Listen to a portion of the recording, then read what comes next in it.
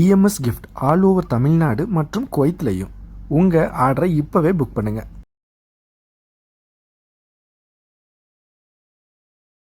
Hello viewers, life style Tamil YouTube சேனலுக்கு உங்கள் எல்லாரையும் வரவேற்கிறதுல ரொம்ப மகிழ்ச்சி.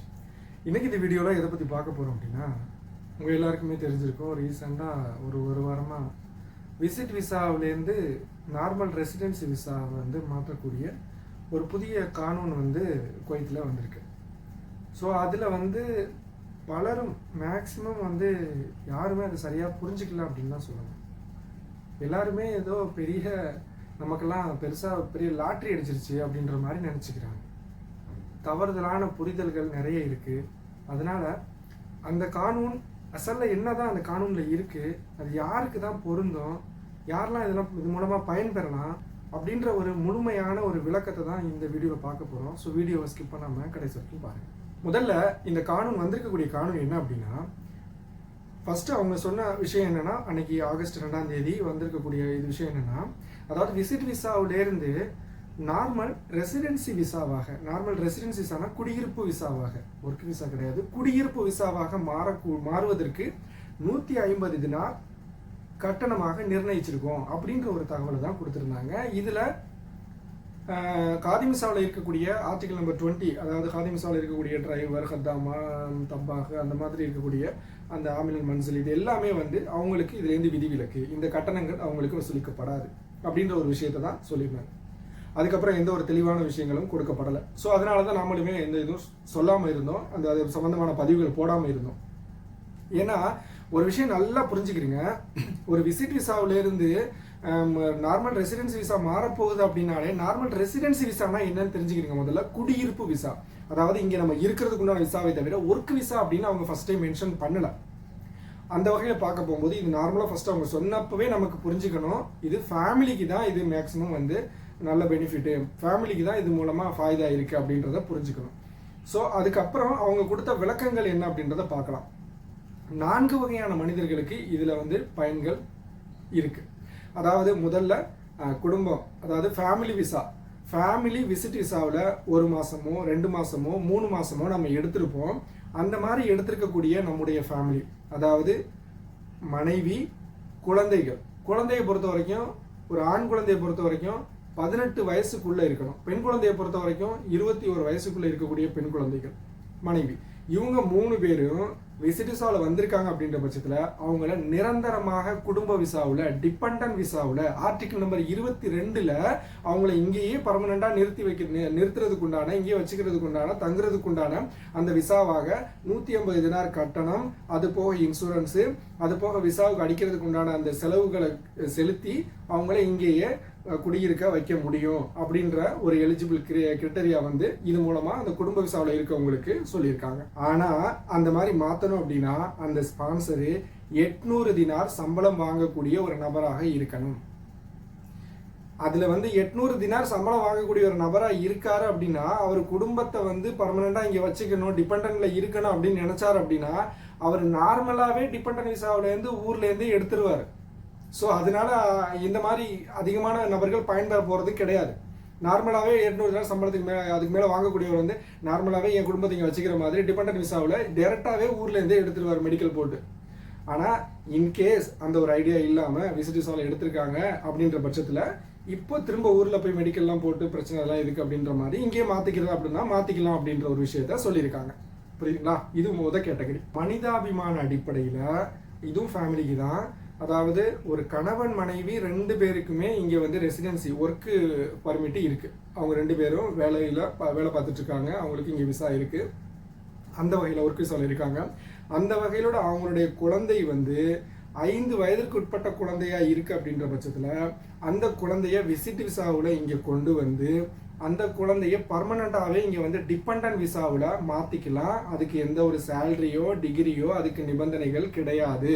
இது மனிதாபிமான அடிப்படையில் இவங்களுக்கு பண்ணிக்கலாம். அதே மாதிரி இதில் இன்னொரு வகையும் இருக்குது. என்னென்னா, கணவன் வேலை பார்த்துட்டு இருக்காரு, மனைவியும் இங்கே வேலை பார்த்துக்கிட்டு இருந்தாங்க, ஆனால் ஊருக்கு போயிட்டாங்க. 1 வருஷம் இங்கேருந்து இப்போ கேன்சல் ஆகி போய் 1 வருஷத்துக்குள்ளே தான் இருக்குது, 1 வருஷத்துக்கு மேலே போகலை. அவங்க போய் ஒரு வருஷத்துக்குள்ள தான் இருக்கு அப்படின்ற பட்சத்துல அவங்களையும் விசிட் விசாவில் கூப்பிட்டு டைரக்டா ஒர்க் விசாவில் மாத்திக்க முடியும். இதுவும் மனிதாபிமான அடிப்படையில் இந்த 2 கேட்டகரியும் வரும். ஸோ ரெண்டாவது இதுலயே 2 பாயிண்ட் இருக்கு. கவர்மெண்ட் செக்டர், அதாவது கவர்மெண்ட் ரிலேட்டடா அரசு சார்ந்த துறைகள்ல இருந்து விசிட் விசாவை வெளியாக்கி ஏதாவது ப்ராஜெக்ட் சம்மந்தமாகவோ கவர்மெண்ட்டே வந்து அந்த விசிட் விசா கொடுப்பாங்க. சில முக்கியமான நபர்களுக்கு, ப்ரொஃபஷனலாக இருக்கக்கூடியவங்களுக்கு, இன்ஜினியர்ஸ், டாக்டர்ஸ் அந்த மாதிரி இருக்கக்கூடியவங்களுக்கு கொடுப்பாங்க. அந்த மாதிரி இருக்கக்கூடிய நபர்கள் விசிட் விசாவில் வந்திருக்காங்க. அவங்களுக்கு ஏதோ ஒரு நல்ல வாய்ப்பு கிடைக்குது, அவங்களுக்கு ஏதோ மாறுறதுக்கு உண்டான ஒரு இது இருக்குது அப்படின்ற பட்சத்தில் அவங்க அந்த 150 தினார் அந்த கட்டணத்தை கட்டி அவங்க வந்து ஒர்க் விசாவாக மாற்றிக்க முடியும். அடுத்து ஒருத்தர் வந்து ஒர்க் விசாவில் இங்கே குவைத்துக்கு வந்திருக்காரு. வந்து இங்கே வந்ததுக்கு அப்புறம் அந்த 2 மாதத்துக்குள்ள வந்து இங்கே உண்டான நடைமுறைகளை, மெடிக்கல் போக்குவரத்து இதெல்லாம் செஞ்சு அவங்க வந்து இங்கே உள்ள ரெசிடென்சி விசா, ஒர்க் விசா வந்து அடிக்கணும். பார்த்தீங்களா, அதுக்கு உண்டான ப்ராசஸ்லாம் நடந்துக்கிட்டு இருக்கு. ஆனால் ஏதோ ஒரு தவிர்க்க முடியாத காரணங்கள்னால இதுக்கு இடைப்பட்ட நேரங்களில் அந்த விசிட் விசா அடித்து சிவில் ஐடியெல்லாம் வர்றதுக்குள்ள, இங்கே உள்ள ஒர்க் விசாலாம் அடித்து இந்த சிவில் ஐடி வர்றதுக்குள்ள அவருக்கு ஏதோ ஊருக்கு போக வேண்டிய சுச்சுவேஷன் வருது. ஆனால் வந்து ஊருக்கு போயிடுறாரு. ஆனால் ஊருக்கு போய் 1 மாதத்திற்குள்ளே தான் இருக்குது. 1 மாதத்தை அதிகமாக போகலை, 1 மாதத்துக்குள்ளே தான் இருக்கும். அவர் போயிட்டு 1 மாதம் கூட ஆகலை. அப்படின்ற பட்சத்தில் அந்த மாதிரியான நபரை வந்து விசிட் விசாவில் எடுத்து திரும்ப அந்த ஒர்க் விசாவில் மாற்றிக்க முடியும். ஆனால் இதுக்கு வந்து நேரடியாக அந்த அவரை எப்படிங்க யாருங்க விசிட் விசாவில் எடுக்க முடியும், எப்படிங்க அவரை எடுக்க முடியும் அப்படின்னா அதுக்குண்டான அந்த கம்பெனியை சேர்ந்த நபர்களும் அந்த மந்துபோ வந்து அதற்குண்டான அந்த ரெசிடென்சி டிபார்ட்மெண்ட்டில் போயிட்டு அதிகாரிகளிடத்தில் அது சம்மந்தமான அப்ளிகேஷனை கொடுத்து அவங்கள கொண்டு வந்து விசிட் விசாவில் கொண்டு வந்து விசிட் விசா கொடுப்பாங்க. கொண்டு வந்து அதுக்கப்புறம் மாற்றிக்க முடியும். அதே மாதிரி காதிம் விசாவை பொறுத்த வரைக்கும் இந்த விசிட் விசாவில் வந்திருக்காங்கல்ல, யாரோ எவரோ எங்கேருந்தோ ஒவ்வொருத்தரும் எடுத்துருக்கக்கூடிய விசிட் விசாவில் ஒவ்வொருத்தரும் வந்திருக்காங்க. அந்த விசிட் விசாவில் இருக்கக்கூடியவங்களுக்கு ஏதோ ஒரு வகையில் ஏதோ ஒரு வீட்டில் ஏதோ காதிம் விசா செட் ஆகுது, காதிம் விசாவில் மாறலாம் அப்படின்ற பட்சத்தில் அந்த மாதிரி காதிம் விசாவில் மாறணும் அப்படின்னாக்க காதிம் விசாவில் மாறுறதுக்கு எந்த ஒரு கட்டணங்களும் கிடையாது.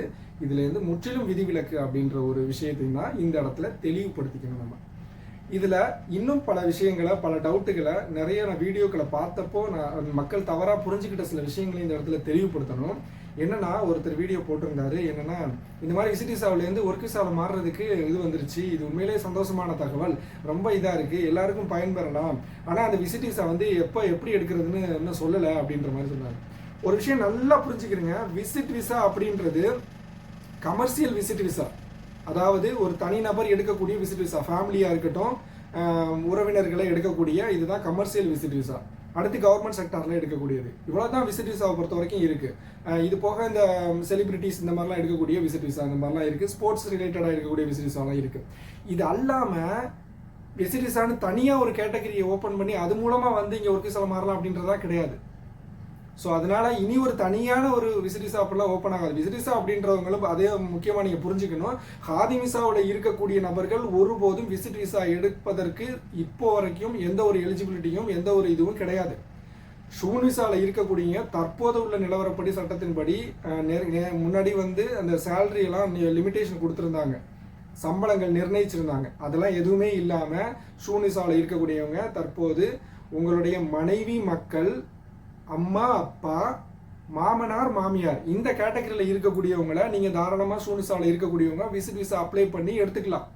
அந்த மாதிரி விசிட் விசாவில் வரக்கூடியவங்களுக்கு தான் இந்த நம்ம சொன்ன விஷயங்கள்லேருந்து உண்டான எலிஜிபிளில் இருக்கவங்க மட்டும்தான் அந்த மாதிரி மாறிக்க முடியுமே தவிர, இது மோஸ்ட்லி பார்த்தீங்கன்னா எல்லாருக்குமே சாதாரணமாக ஒரு வேலைக்காக வெளிநாட்டுக்கு இங்கே குவைத்துக்கு முயற்சி செய்யக்கூடியவங்களுக்கு இது அந்த அளவுக்கு பயனளிக்காது. குடும்பத்து நபர்களுக்கு மட்டும் இது மேக்சிமம் பயனளிக்கக்கூடிய ஒரு விஷயமா தான் இருந்துகிட்டு இருக்கு. அதனால இந்த மாதிரி விசிட் விசாவில் போயிட்டு குவைத்தில் போயிட்டு ஒர்க் விசாவில் மாறிக்கலாம் அப்படின்ற கனவை இருந்துச்சு அப்படின்னா அதை மறந்துடுங்க. ஒரு விஷயம் நல்லா சிம்பிளாக புரிஞ்சுக்கிறீங்க. குவைத்தில் ஒர்க் விசாவில் வரணும் அப்படின்னா உங்களுக்கு ஊரில் ஃபஸ்ட்டு பிசிசி போடணும், மெடிக்கல் போடணும். இதை முடிச்சதுக்கப்புறம் ரெண்டையும் சேர்த்து வச்சு உங்களுக்கு ஸ்டாம்பிங் பண்ணணும். அதுக்கப்புறம் டிக்கெட் போட்டு குவைத்துக்கு வரணும். இதுதான் ப்ரொசீஜர். ஸோ இந்த ஒரு ப்ரொசீஜர்லாம் ஒன்று ஒர்க் விசாவில் வர்றவங்களுக்கு, குவைத்துக்கு வர்றவங்களுக்கு இருக்குது ஒரு பக்கம். அப்படின்றப்போ இவங்க எப்படி விசிட் விசாவில் இருக்கிறவங்க டைரெக்டாக ஒர்க் விசாவில் மாறலாம் அப்படின்ற ஒரு விஷயத்தை எப்படி கொண்டு வருவாங்க? ஸோ அப்போ விசிட் விசாவில் வந்திருக்கவங்க ஒர்க் விசாவில் மாறுறாங்க அப்படின்னா அவங்களுக்கு உண்டான மெடிக்கல், ஊரில் போட வேண்டிய மெடிக்கல் என்னாச்சு, ஊரில் போட வேண்டிய பிசிசி என்னாச்சு, அதெல்லாம் யோசிக்க மாட்டாங்களா இவங்க? எப்படி அதெல்லாம் கொடுத்துருவாங்களா? மெடிக்கலில் எவ்வளோ பிரச்சனை வந்துக்கிட்டு இருக்கு ஊரில். அப்படி இருக்கும்போது அதெல்லாம் மீறி அந்த மெடிக்கல்லாம் தேவையில்லை அப்படின்னு இங்கே வந்திருக்கவங்களே ஒர்க்கில் மாறிக்கலாம் அப்படின்னு எப்படி சொல்லுவாங்க அவங்க? நம்ம யோசிக்க வேணாமா? அதனால் அந்த மாதிரி விஷயங்கள்லாம் கிடையாது. நீங்கள் வந்து ஊரில் மெடிக்கல்லாம் கிரிட்டிக்கலாக இருக்குது, ரொம்ப அதெல்லாம் பிரச்சனை வருது, ஸோ இப்படி விசிட்டிஸால் வந்து டக்குன்னு மாறிக்கலாமேன்னு திங்க் பண்ணுறவங்க, அப்போ அவங்க எப்படி திங்க் பண்ணுவாங்க கவர்மெண்ட்?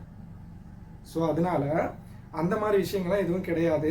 அந்த மாதிரி நான் விசிட்டிஸ் அவங்களை கொண்டு வந்து நான் இங்கே வந்து ஒர்க் விசாவில் மாற்றிடுறேன்ப்பா அப்படிப்பா இப்படிப்பான்னு யாராவது சொல்லி உங்களை மண்டையை கழுவுனாங்க அப்படின்னா அவங்கள்ட்ட தெளிவாக இந்த வீடியோவை காமிங்க. இந்த வீடியோ நல்லா புரிஞ்சுக்கிறீங்க. நான் சொன்ன விஷயங்களை புரியலை அப்படின்னா திரும்ப ஃபஸ்ட்லேருந்து போட்டு நல்லா தெரிஞ்சுக்கிறீங்க. இந்த வீடியோவை பொறுத்த வரைக்கும் விசிட் விசாவிலேருந்து ரெசிடென்சி விசாவில் மாறலாம் அப்படின்றது தான் நீங்கள் நல்லா புரிஞ்சுக்கணும். ஒர்க் விசானே டைரெக்டாக அவங்க நம்ம கானூனில் குறிப்பிடப்படலை. அதனால ஒரு சில நபர்களுக்கு மட்டும்தான் இந்த நான் சொன்ன விஷயங்களுமே. இது போக இனி மேபி ஒருவேளை ஒரு தனிநபர் விசிட் விசாவில் எடுத்தவர் கூட ஒர்க் விசாவில் கூட மாறலாம், மாறி அதுக்குண்டான இது ஆயிருக்காரு அப்படின்றது கூட ஏதாவது ப்ரூஃபாக எடுத்துகிட்டு வந்து கூட இந்த வீடியோ பார்த்து நீங்கள் சொன்ன தப்புன்னு கூட யாரும் காமிக்கலாம். இது எல்லாமே வாஸ்தா அப்படின்ற வகையில். அதே மாதிரி அந்த ரெசிடென்சி டிபார்ட்மெண்ட்டு எந்த ஒரு தனிநபருக்கும் அவங்களுடைய ஏதோ ஒரு விஷயங்களுக்காக அவங்க அனுமதி கொடுத்து அவங்க ஓகே பண்ணுறாங்க அப்படின்னா தாராளமாக மாறலாம். அது ஒரு பக்கம். ஸோ அதனால் இவ்வளோ தான் நான் ஃபஸ்ட்டு சொன்ன விஷயங்கள். அந்த 4 category: family, dependent visa, visit visa வந்து டிபெண்டன்ட் விசா, அதே மாதிரி கவர்மெண்ட் செக்டாரில் வரக்கூடிய நபர்கள் அந்த ஒர்க் விசாவில் மாறிக்கலாம், ஹாதிம் விசா, அதே மாதிரி மனிதாபிமான அடிப்படையில் அந்த 5 வயசுக்கு கீழே இருக்கக்கூடிய குழந்தைகள், இந்த மாதிரியான நபர்கள் மட்டும்தான். ஸோ அதனால் இந்த விசிட் விசா சம்மந்தமாக உங்களுக்கு நான் சொன்ன விஷயங்கள்லாம் புரிஞ்சிருக்கும் அப்படின்னு நினைக்கிறேன். வேறு எந்த ஒரு தவறான இதுக்கும் நீங்கள் போயிட வேணாம். விசிட் விசாவில் வந்து நீங்கள் ஒர்க்கில் மாறிக்கலாம் அப்படின்ற இது போயிட வேணாம். அப்படி விசிட் விசாவில் வந்து ஒர்க் விசாவில் மாறலாம் அப்படின்னா யார் மாற முடியும்? இப்போ நீங்கள் இந்த வீடியோ பார்க்கக்கூடிய நீங்கள் விசிட் விசாவில் இங்கே வந்துட்டு நீங்கள் ஒர்க் விசாவில் மாறலாம்னு நினைக்கிறீங்க. சப்போஸ் அந்த மாதிரி இருக்குன்னு வச்சிங்களேன், நீங்கள் முதல்ல இங்கே விசிட் விசா எடுக்கிறதுக்கே ஒன்று நான் எடுக்கணும் விசிட் விசா அப்படின்னா என்னுடைய மனைவி, மக்கள், அம்மா, அப்பா, மாமனார், மாமியார் தான் எடுக்க முடியும். ஸோ இந்த கேட்டகரியில் நீங்கள் இந்த கேட்டகரியில் நீங்கள் எப்படி வருவீங்க? அப்போது இல்லை உங்களை எடுக்கணும் அப்படின்னா உங்களுக்கு இந்த ரிலேஷன் இருக்கக்கூடிய உங்கள் மனைவி இங்கே இருக்கணும். அப்போ உங்களை ஹஸ்பண்டாக எடுக்கிறாங்கன்னே வைங்களேன். ஸோ அந்த மாதிரிலாம் இருக்கக்கூடிய பட்சத்தில் விசிட் விசா அப்படின்றது ஷூனிசாவில் இருக்கக்கூடியவங்க மட்டும்தான் அப்ளை பண்ண முடியும். அதில் அப்ளை பண்ணி வந்ததுக்கு அப்புறம் தான் இந்த கிரிட்டேரியாவில் இந்த நிபந்தனைகளுக்கு உட்பட்டு பயன்பெறக்கூடிய நபர்கள் பயன்பெறலாம். ஸோ இந்த வீடியோ நான் சொன்ன விஷயங்கள் எல்லாம் புரிஞ்சிருக்கும்னு நினைக்கிறேன். ஸோ அதனால் எதையும் போட்டு குழப்பிக்காதீங்க. உங்களோட வேலை வெட்டிகளை பாருங்கள். தெரியாத நபர்களுக்கு, தவறாக புரிஞ்சிக்கக்கூடிய நபர்களுக்கு சரியாக புரிஞ்சுக்கிட்டவங்க தெளிவுபடுத்துங்க. இந்த வீடியோ சம்மந்தமான கருத்துக்களை கமெண்டில் தெரியப்படுத்துங்க. வீடியோவை உங்கள் நண்பர்களுக்கு, உறவினர்களுக்கும் ஷேர் பண்ண மறந்துடாதீங்க. மீண்டும் ஒரு நல்ல பதிவில் சந்திப்போம். நன்றி.